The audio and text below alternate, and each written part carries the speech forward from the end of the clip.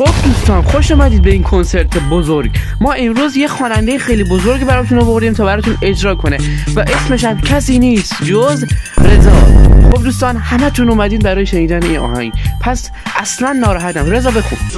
نخون، نه همه ویلیجرها دیوانه میشن. نخون. براتون درباره آهنگش چی بود؟ خوبه، پس آهنگش زیاد بد نبوده نه؟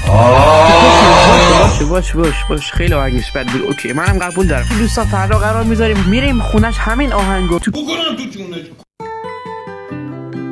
تو خراب کردی.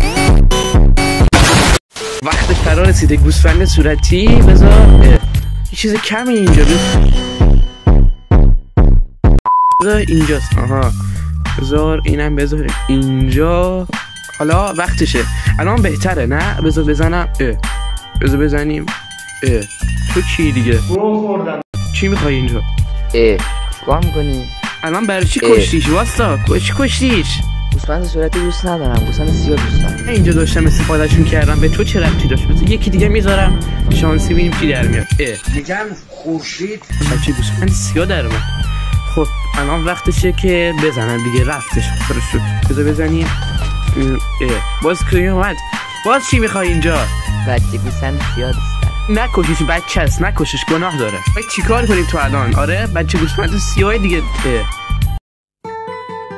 میگم خورشید پشتش به ماست. حالا وقتش برم خونه استراحت کنم. بذار ببینم دایموندام هستش. بذار ببینم. آره اینجا که هستش.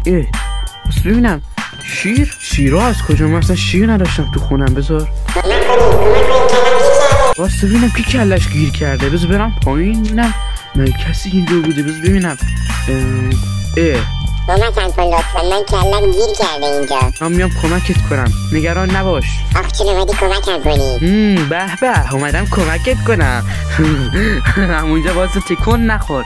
الان میام کمک رو بهت نشون میدم. آها نظر درباره این کار من چی بود؟ الان چرا این کار اومدی با من کردی؟ تو مگه قرار نبود کمکم کنی؟ خب کمکت کردم دیگه. الان کمک رو بهت نشون بدم. صبر کن فقط. بذار اینم بذار.